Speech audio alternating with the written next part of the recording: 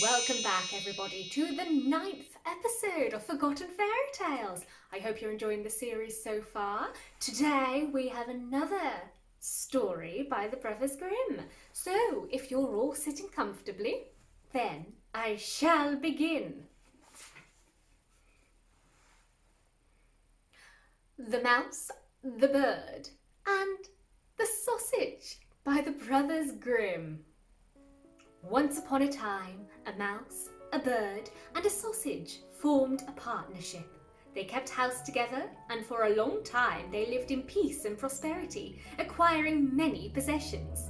The bird's task was to fly into the forest every day to fetch wood. The mouse carried water, made the fire, and set the table, and the sausage did the cooking. Whoever is too well off always wants to try something different. Thus one day the bird chanced to meet another bird, who boasted to him on his own situation. This bird criticised him for working so hard, while the other two enjoyed themselves at home.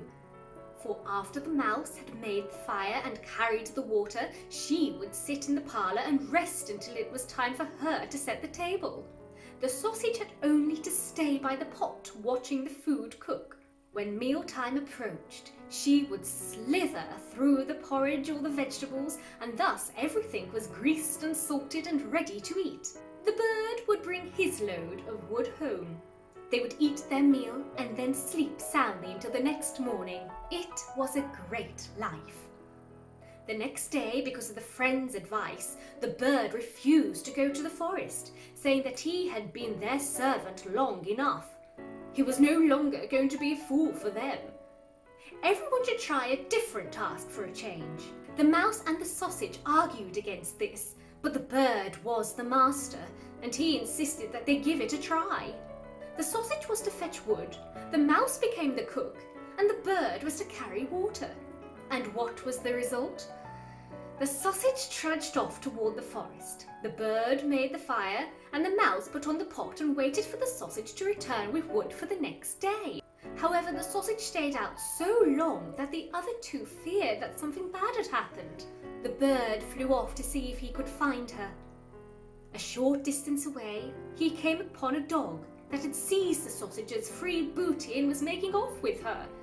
The bird complained bitterly to the dog about this brazen abduction, but he claimed that he had discovered forged letters on the sausage and that she would thus have to forfeit her life to him.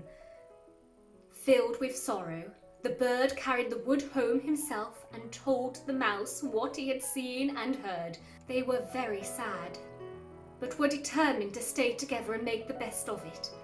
The bird set the table while the mouse prepared the food. She jumped into the pot, as the sausage had always done, in order to sliver and weave it and about the vegetables and grease them. But before she reached the middle, her hair and skin were scalded off, and she perished. When the bird wanted to eat, no cook was there. Beside himself, he threw the wood this way and that, called out and looked everywhere, but no cook was to be found. Because of his carelessness, the scattered wood caught fire, and the entire house was soon aflame. The bird rushed to fetch water, but the bucket fell into the well, carrying him with it, and he drowned. The end.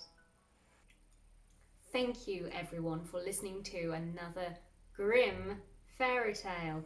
If you have any suggestions for any others that you want to hear, please message below and subscribe for further fairy tales coming to you very soon.